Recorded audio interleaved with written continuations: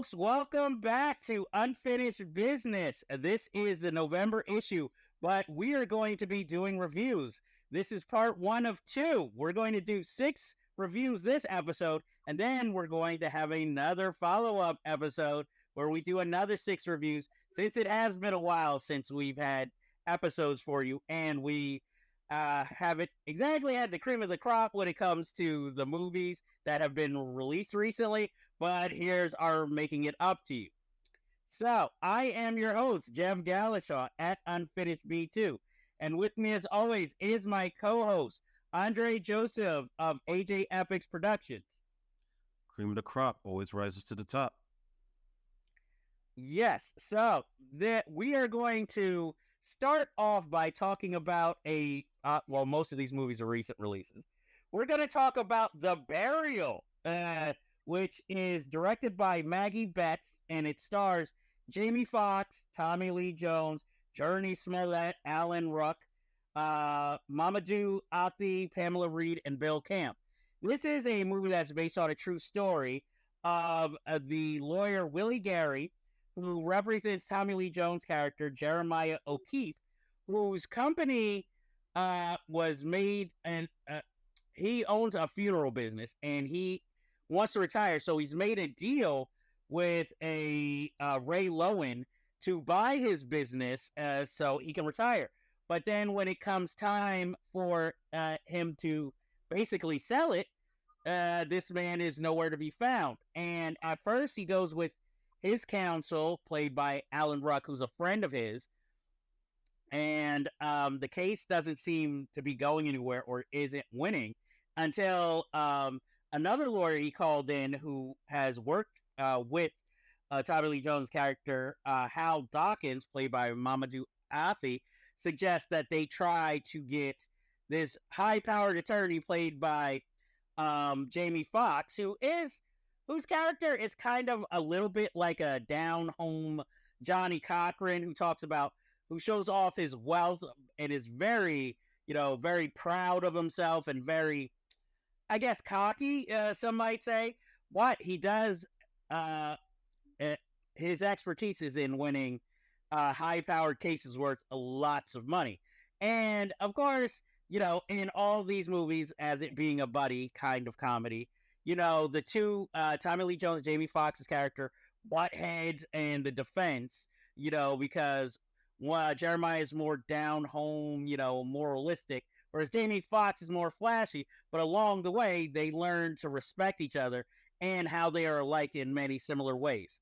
And I will say, I thought this was stunt casting at first, when I first heard of this film. Jamie Foxx playing the flashy lawyer and Tommy Lee Jones. But I'm surprised. It's a feel-good movie, and I'm surprised at how just naturalistic and funny the film is in its scene, but it can be serious when it needs to be.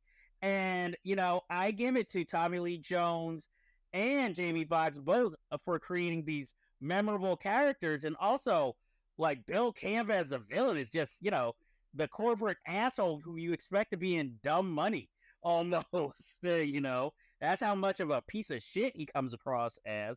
And Alan Ruck, is this character who we always are questioning, is he in Ray Lowen's pocket, so to speak?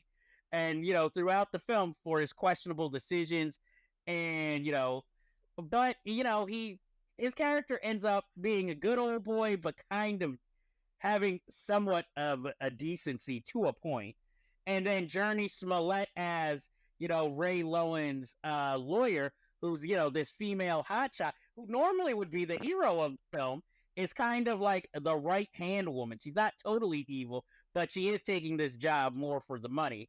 And I like the little aspects, like Jamie Foxx's character is kind of like, kind of has a competition with Johnny Cochran, even though they're kind of the same type of lawyer, except Jamie Foxx isn't a criminal lawyer. He's more about, like, suing businesses. But, the film just comes across as good and likable, It normally would seem like Oscar bait or prestige film, but this just comes down to just a good old movie. and the type of movie Hollywood doesn't want to make anymore because this is reasonably budgeted and is more for an adult to watch who has to pay attention to what's going on. What did you think of the movie, Andre? The burial pleasantly surprised me a lot. I think Jamie Foxx's performance in this was the best that I've seen since Ray.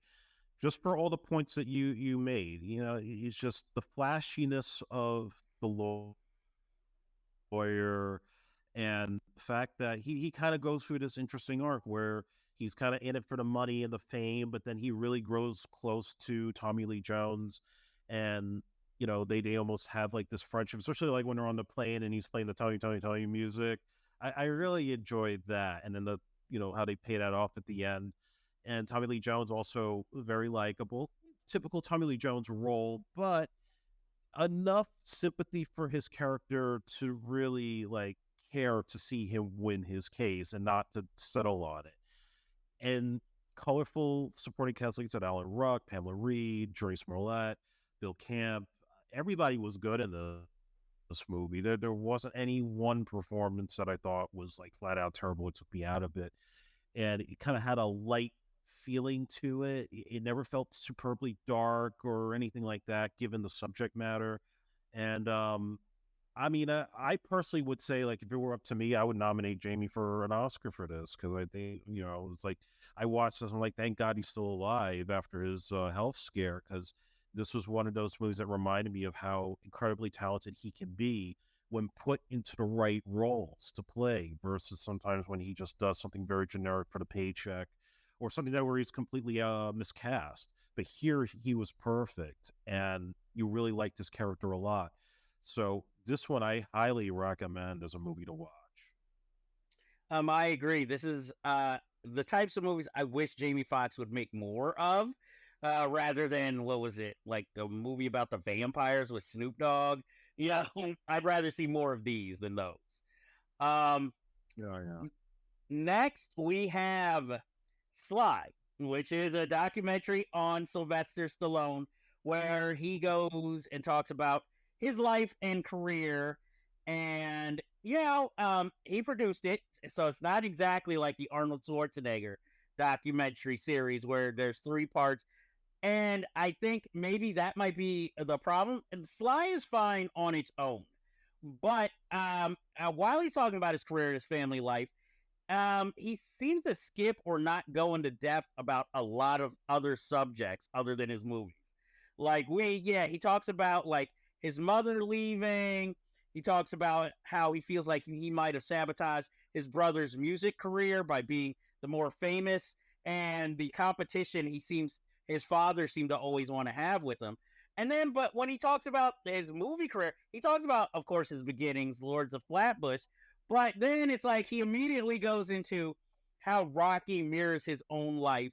And each sequel at the time was like, I guess, themed from something that was going on in his life. Same thing with Rambo. And he gives a little mention to the movie that he wrote, Fist. But really, other than that, he doesn't really talk too much about any of the other films he had a hand in behind the scenes. Like, he doesn't talk about Damnation Alley at all. He doesn't talk about, he doesn't really talk about any of these action films, how he was at one time being paid the largest amounts as an action hero. He rarely talks about his bombs. He goes over it, but it's more like in a montage. He doesnn't really point out like, oh, this could work better if this would have happened. He doesn't really mention his marriages before the one he's currently in. And he doesn't, obviously, he's not going to talk about, the movies that kind of saved his career, Creed, because he didn't have any ownership in it, really. So he's still kind of tight about that, even though he doesn't discuss it in the film. He doesn't talk about his relationship with Brigitte Nielsen at all. He doesn't talk about his maybe action plot. He does mention Stop Over My Mom Will Shoot, but that's only because of the infamous story with Arnold Schwarzenegger. And I guess it does fine as a documentary in his own words, but there's a lot of gray area that he doesn't go into or talk about. And again, since this isn't, I guess, designed to be a tell-all, and he's producing it, it kind of is just like a highlight reel. Like, he realized, oh, I'm not going to be celebrated at the AFI for a career, so I might as well make a document myself of it. It's good for people who just maybe want to know about Sly and how he feels about his movies. But for those who are looking for something a little bit more in depth, and maybe in depth about his life more than his career, you're going to be maybe a little disappointed. Andre, what did you think of the documentary? I generally liked it. I felt there was a lot that I already knew. Even like the stuff with him and Schwarzenegger felt like they just lifted from the Schwarzenegger documentary, just put it in here. It was like cut and paste. And there were things I didn't know about, like the jealousy of his father. How his father tried to like write a Rocky sequel and try to send it to Frank. Stuff about like the ending of First Blood, how he came up with the dialogue for the last speech. And a couple of other things here and there that I thought were interesting. But like you said, like, I kind of wanted this to be like the Arnold doc, where it could have been like a 3-parter. There was so much that got either overlooked or not even mentioned. So, like, for example, when he talks about the genesis of Rocky, he does not mention Chuck Wepner and the Muhammad Ali fight. And I think that was because Wepner sued him and probably he couldn't mention it. He doesn't talk about his Edgar Allan Poe movie that he tried to write, that he went to Bloomingdale's to dress up as Poe as part of a publicity still. He doesn't talk about, like I say, he doesn't talk about Bridget Nielsen. He doesn't talk about his autistic son, Sergio, or his first marriage to Sasha. He mentions Sage. So we get into that, which, I was happy that Sage was not forgotten, because obviously that was a sore subject. But there was so much more. Like, I wanted to know about those other movies that he did that, had the potential of being hits, but for whatever reason, his ego or just because of production issues didn't happen. I would have loved to hear about his original Beverly Hills Cop before it became Cobra. It was just like, let's highlight the hits. We'll mention the infamous bombs, but then there's like nothing else in between. He doesn't mention Planet Hollywood, his involvement with that. It felt like you only gave me 25% of his story. You didn't really give us anything that felt like he was open. Whereas Arnold was just straight up transparent about his family, the infidelity that cost him his marriage to Maria Shriver. He talks about the films that didn't work out for him, or, when he had the heart attack. Like, he was fully like an open book. Sly seemed like he was pulling back a lot. And yet, there some things that didn't come off. Like, you talk about his ego. There's things that come off about like how he likes sequels, or how he changed the ending of the last Rambo movie. I wanted more. I'll recommend it if you are a Stallone fan, if you want to hear his story in his own words. But just know you're not going to get the full story out of him. Agreed. I will give it a recommendation, not a high recommendation, but I'll recommend it. But it just feels like you want more out of it, even though it does have a beginning and an end. You still want to know more about the man that he's obviously not comfortable sharing. Like, you had a couple of interviews in there. You had Talia Shire, you had Henry Winkler, there, Quentin Tarantino, but there were so many more people you could have got. Like, where's Carl Weathers? Where's Burt Young was still alive when they did this. Why didn't they get Burt Young, or like anybody that was in the last Rambo movie? Like, there even people that were in the Expendables. Where's Dolph Lundgren? There's like just only a handful of people, and then everything else is just Sly. Like, we know he's got a lot of friends. Come on.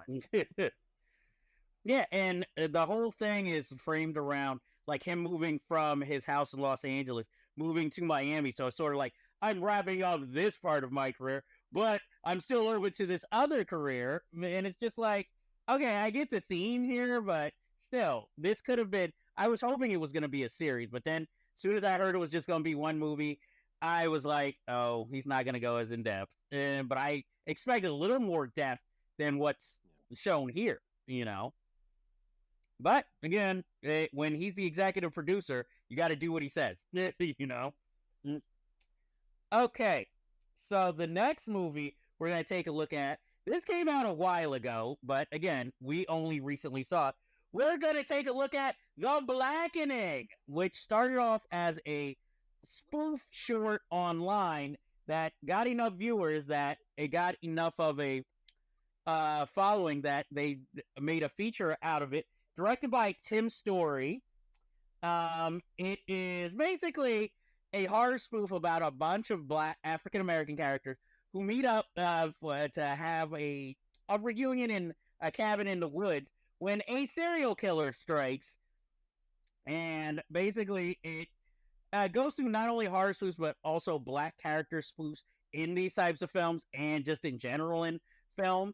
And I will say I liked the film for the most part. There are some scenes where it could have been funnier, and it even has a film within a film starring Jay Farrow and Yvonne Orji. I just felt I and you've complained about this actor before. Jermaine Fowler playing Clifton was like the only character who didn't have full range. His character seemed to be set in that one role and really was supposed to represent, I guess, all the kind of whitewash, sellout, or not Black enough characters that you sometimes find in film and in life in general, whereas everybody else got to be a full-rounded, well-rounded character, like Melvin Gregg as King, as a former gangbanger, or you have Ex Mayo as Sherdika, I think was her character's name. But I will admit, even though the film story is kind of like, yeah, okay, whatever, the jokes and the characters are what sold the film and made it go over the top, that kept it entertaining. Even though the killer, I guess his look and all that just seems so generic that you could have, and cheap, that it almost looked like the guy who directed Crush, was it Crush? What the hell was the name? He's a Black film director. He directs like Chain Letter. He directed that movie. I think he directed that Hilary Swank erotic thriller. It looked like one of his movies. Like the killer could have been from one of those. It just looks so cheesy that was really the only weakness in the film for me. But I mean, as long as you go in this film more expecting comedy than horror, I think you'll really enjoy the film. And a good film for representation for African Americans in horror in general, and the lack of or the usual roles that we find ourselves in. But I'm going to highly recommend this film. Andre, what did you think of The Blackening? I enjoyed it myself too. The jokes work. I like that every character had a distinct personality and, a different representation of Black culture. And yeah, I actually did like Jermaine Fowler in this movie because the way that he comes off, you're constantly guessing who the killer is going to be, and the way they play it off, I think they did it really well. Not that it was an original twist, but it was enough to where you kept being engaged with the story before it was going. So I liked that. I liked that it was brutal while being funny too. Grace Byers, yeah, the yum. That's all I got to say about her. But yeah, I definitely recommend it for all the reasons I just said, and I had a good time with it. I never felt like I never had to roll my eyes watching this kind of movie. Like, they're going to play into wokeness or whatever, but they do it in a fun way that makes it entertaining. So I got to give it props on that. I think it's very well written in that regard. How would you recommend it or highly recommend it? Oh, I highly recommend it. I think it's it's a good movie also to bring your friends around on a Friday night to watch. Yes, definitely. Okay, that is The Blackening, which we both highly recommend. Next, we're going to take a look at the polar opposite of that movie, Five Nights at Freddy's. Directed by Emma Tomney and based on the popular video game. This film stars Josh Hutcherson, Piper Rubio, Elizabeth Lail, Matthew Lillard, the way to make a comeback, and somebody I didn't see coming, Mary Stuart Masterson, as the aunt. This film is basically the lead character, Josh Hutcherson, takes care of his younger sister. I don't know why not a daughter. Um, but he has a job as a security guard, and he gets fired from it. He has some past trauma of his little brother being kidnapped, and I guess the family never was the same after that, and he feels well, he's to blame for it. And he takes any job he can get. He would prefer not to work nights, so he can keep an eye on his sister instead of having to employ this babysitter. And of course, the job he gets is a night security job at this kids I guess restaurant uh amusement thing, where basically he's just paid to sit there all night. And of course something strange is going on at this place. um I didn't like this movie. I think it's competently made, but unfortunately, even though the game came out way before the movie, also two movies came out before this film that basically took the same plot and kind of used the same story. And unfortunately, they both were more interesting than this film. Willy's Wonderland with Nicolas Cage, which took it in a more action horror film way. And then there is the Banana Splits movie of all things, which tried to make it more of a comedic horror film with animatronics that are possessed this time in this film by the souls of dead children. And I don't know how you make a horror film like that that has no scares and really little to no violence in it. This wasn't even a PG-13 horror. This could have been a PG horror film. And I use horror loosely. I'd say more supernatural thriller if you were going to go for it. And I mean, this movie proves a lot of things. It proves that just because your movie appears on streaming, if it's in theaters at the same time, it can make money. Because this was number one at the box office the week it came out, with like I think over $50 million. It made worldwide, plus an audience score that was great. But by the second week, it had died down a hell of a lot. But it also proved what passes for horror sometimes isn't that impressive. And I have to say, like I said, I would not recommend this movie. I was half the time bored. The only two things I found interesting in this film was Matthew Lillard and Mary Stuart Masterson. And you can chalk that up to stunt casting, because Mary Stuart Masterson just was unrecognizable practically in this movie. So that's how I felt about the film. Andre, how did you feel about Five Nights at Freddy's? And Yeah, I never played the video game. I heard about it from friends, but never played it myself. And I'm with you on this. First of all, I was thrown off at the beginning because I didn't understand the relationship between Josh Hutcherson and the kid. I didn't know if that was his daughter or adopted sister. So that when Mary Stuart Masterson came into play, and then I didn't know the relation. It took me a while before I realized, oh, that's his sister, and I guess those were like his aunt and uncle. Yeah, I didn't get that, and the fact that it was set in 2000, it's not modern, like, so there was like no context for where are we in this movie. And then yeah, like when the creature, not the creatures, but the animatronics, when they start to actually like sort of reveal themselves a bit, and it looks like they're friendly to the sister.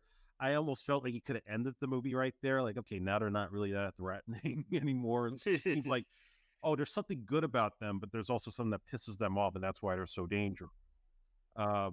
Which maybe kind of guess where the ending was gonna go, but not 100% exact.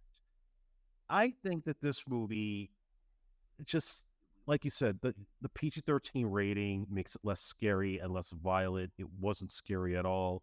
It was just boring a lot of times when they try to play it serious, especially with the female cop up and her whole backstory that we find out later, like how she knows so much about Five Nights at Freddy's. And there was like so much potential for the premise to work, but it doesn't. It's like, yeah, at a certain point, you're just like skipping through it because it's so bad. Like, I definitely don't recommend this movie at all because it is just I don't know how the fans of the game feel, but this was just, it felt like a kid's movie, like a Daryl. No, see, That's Daryl's how good. bad it is.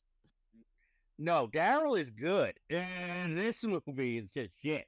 It's just competently made shit, but still shit. And, so yeah, two non-recommendations. Mhm. Next, we have the LGBTQ plus teen comedy Bottoms, directed by Emma Seligman and starring Rachel Sennett, Ayo Edeberry, Ruby Cruz, Havana Rose Liu, Kaya Gerber, Miles Fowler, Marshawn Lynch. Um, this film is about two female lesbians who decide to start a fight club slash self defense club, uh, basically to get to roll around and maybe kind of touch and probably molest their crushes, but also to show, that they're just as strong as maybe the boys that they're dating. And throughout this film, this high school has I guess, a rivalry with this other school.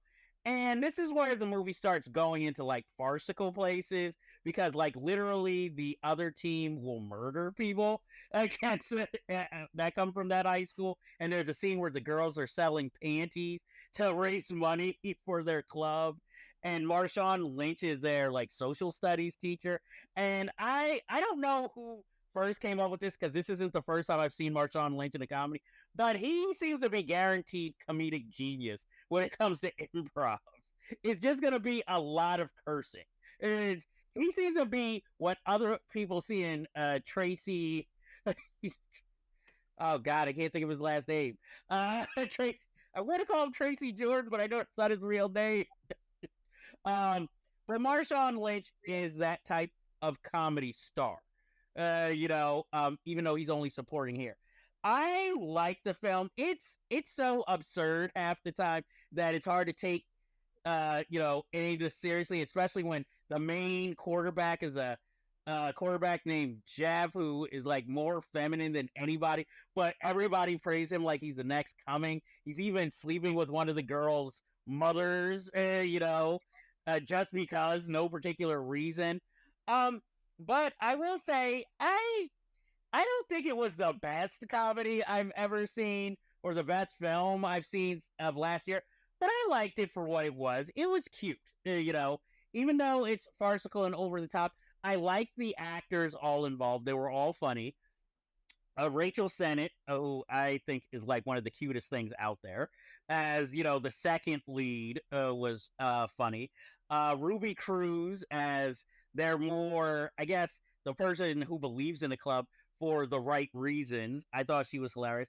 Ayo Edeberry already, is hilarious. She's on The Bear. She's on that animated series that's on Netflix about kids in puberty. Kaya Gerber, who looks exactly like her mother, Cindy Crawford, is good as kind of more stupid yet desirable. She's not the romantic interest, but she does what she's supposed to do. And Havana Rose Liu, oh my God, she is gorgeous. I loved her in the film, and I even like that moment towards the end where she's like, "Oh, all you had to do was talk to me," and I was like, "I don't think it would have been that simple," and it's true. Which is what all teen movies make it seem like. Like, oh, all you had to do was introduce me and talk to me, and I would have given you a chance. And we all know that's bullshit. But we want to make the love interest a nice girl, so we'll go with it. And that's what, we believe in life. It's like, oh, all I got to do is talk, and she'll give me a chance. It's like, yeah, I think it takes a little bit more than that. But, like, I give it a mild recommendation. I enjoyed it for what it is. I can understand not everybody's going to go with its vibe, but I still recommend it.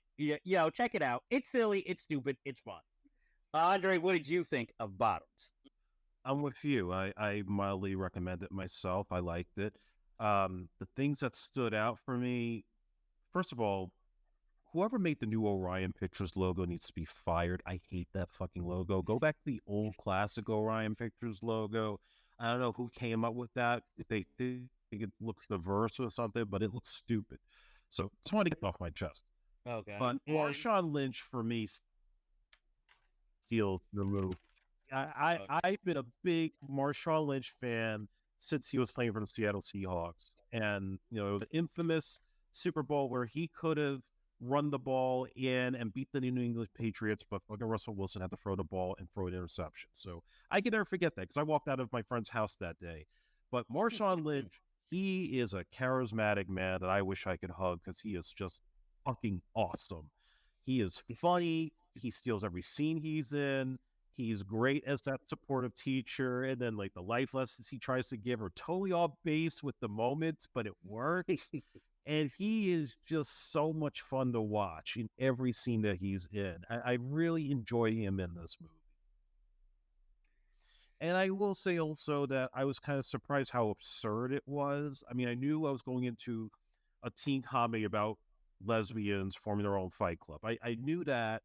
I didn't think it was going to be so over the top. I mean, the football players are constantly wearing their uniforms in every single scene, which was kind of weird.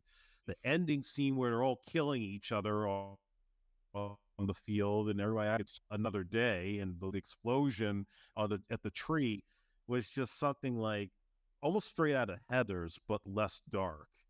It just maybe it did throw me out of a loop, but yet I still kind of liked it, and I did still care for the characters, especially who was it, Rachel Sennett, who's the main white girl. Yes. Yeah, like when she's trying to get with the cheerleader who turns out not to be gay. I did feel for that. I'm not gonna lie. But yeah, I mean, I can't say I loved the movie, but I was entertained by it. So yeah, mild recommendation for me. Yeah, I was just hoping it was going to be a little bit better than it actually ended up being, but it's perfectly fine for what it is. And like I said, I love everybody in the cast. I like the filmmakers. I think it's very enjoyable. I think if you like movies like Heathers and even Jawbreaker, you'll enjoy this. It kind of has that kind of dark, but not purely centered on social cliques all the time. And that brings us to our final review, which is Killers of the Flower Moon, directed by Martin Scorsese and written by Martin Scorsese and Eric Roth. This is based on the killings at the Osage County, where basically a bunch of white people, mainly white family, William Hale, moves into this county, and basically now the Osage have made all this money off of recently gotten gains of oil on their property. So now all these white people have moved into town to either work or it seems like almost to murder them by taking out insurance on them or marrying them and then hoping they get to inherit their insurance. And our story mainly takes a center stage around William Hale, played by Robert De Niro, and his nephew, played by Ernest Burkhart, played by Leonardo DiCaprio, who falls in love and marries Molly, who is, she's the daughter with a bunch of sisters who have mostly married white men, and then her family members start getting bumped off, and either she inherits, their wealth and land, or their husbands do. And it seems like in the grand plan of things is to finally let her be the last one standing. And because she has diabetes, it'll be all the easier to kill her under less mysterious circumstances. And then, of course, the FBI gets wind of this, newly formed, and they start investigating it. After all the attempts to try and get anybody to independently investigate, these people are either murdered or run out of town before any word can get to them. And it's it's Martin Scorsese, so it's a classic, and automatically. I don't know. This could be his last film. We don't know how many films we have left from him. I will admit, this isn't. This film is more about the story and the characters, so it's not as show-offy with the camera work as we might be used to in most Martin Scorsese films. Like, for instance, he uses the cinematographer Rodrigo Pietro instead of Robert Richardson, who he usually uses. So this isn't as flashy. This more seems like when you're watching it, it's an epic tale, but it seems more period appropriate and more almost like a history lesson more than, a film. I will say it's probably not my favorite Scorsese, but it's still a good film, and I think it's an important tale.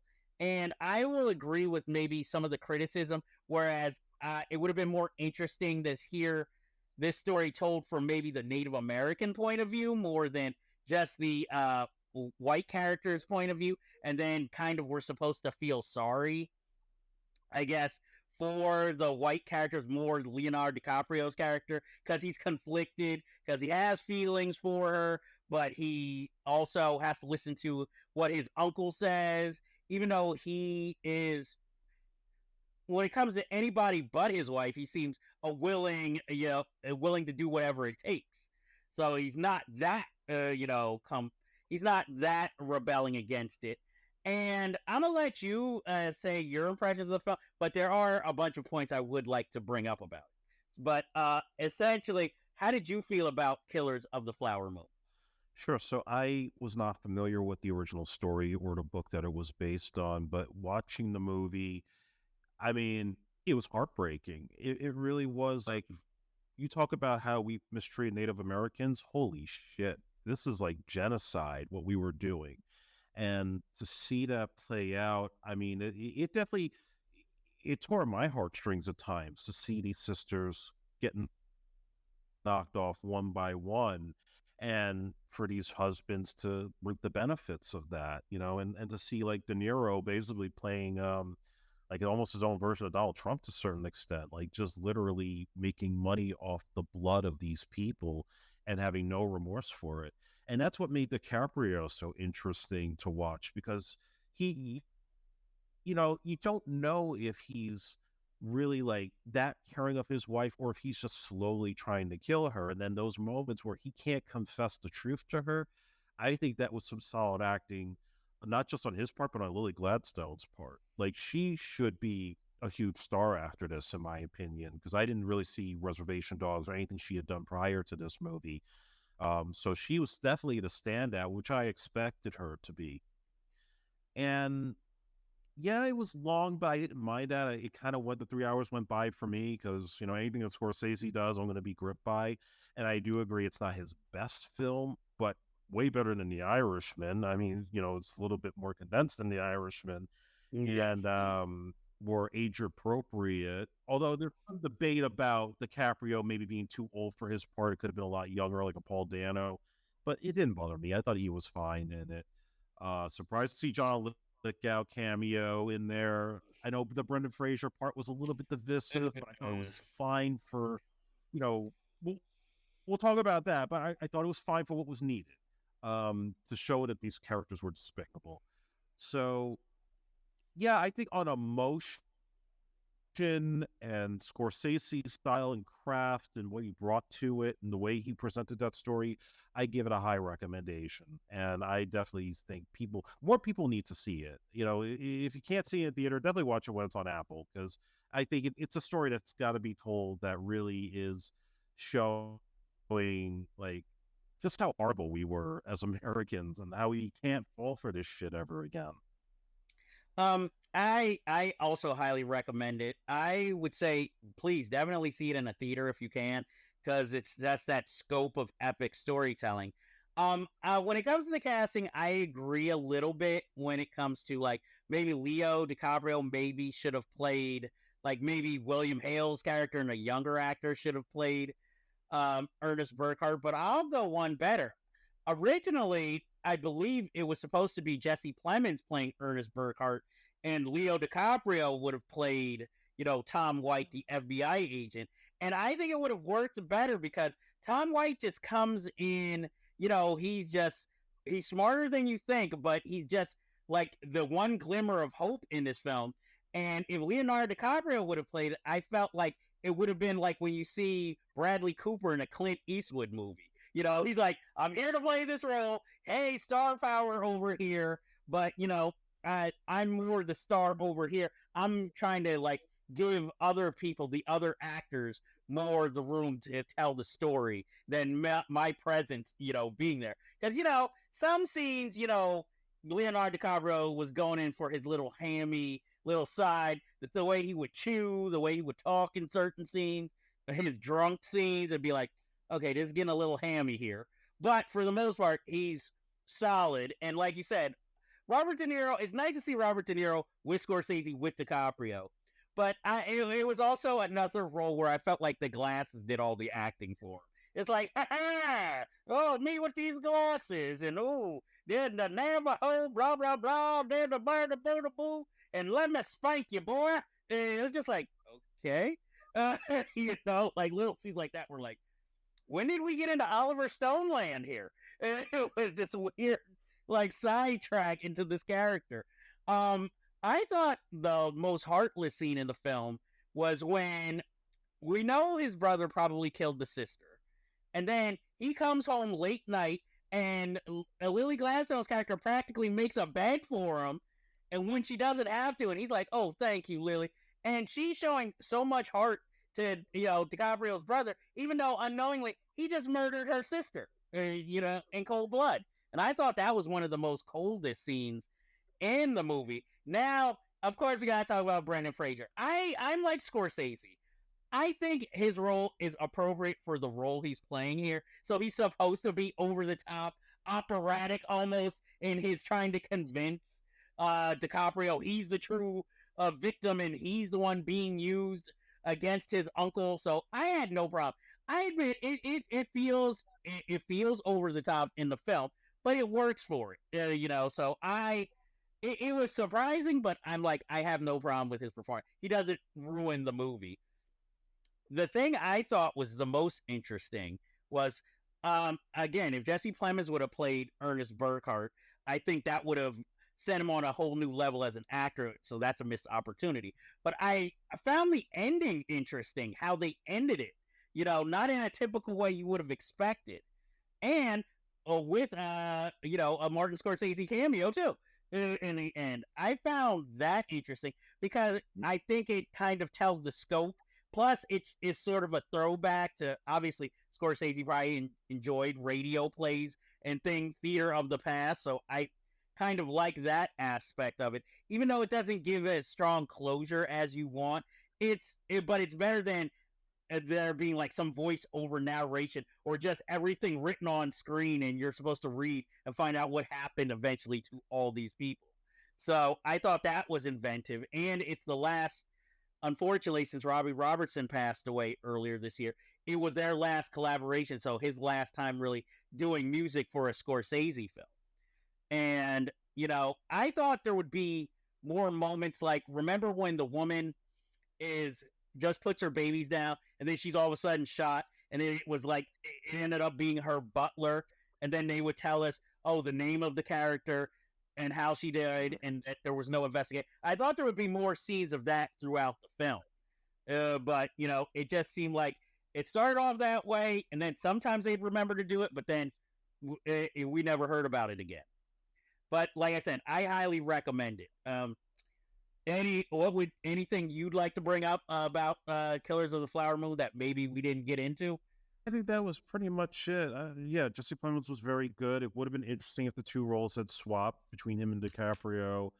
And I know there were people who complained about De Niro, and I thought he was fine. It was typical De Niro, and usually does better when he's working with Scorsese or a director who really cares. And yeah, you don't get a lot of movies like this nowadays, so I do appreciate that. Yep. So both definitely highly recommend Killers of the Flower Moon. I think it might be what next to The Blackening, our biggest recommendation from this week. To definitely go out and see where you can. And unfortunately, that ends this week's business. But as you know, we always have plenty of unfinished business to attend to, and I will have to ask: have you seen? Can't Buy Me Love. If not, why not? Because it's fucking awesome. Well, Patrick Dempsey, y'all. Andre, what movie would you recommend? Have you seen The King of Comedy? If not, why not? Because it's fucking awesome. Yes, I have. You all should too. And that ends this episode. But till we see you next time, we bid you adieu.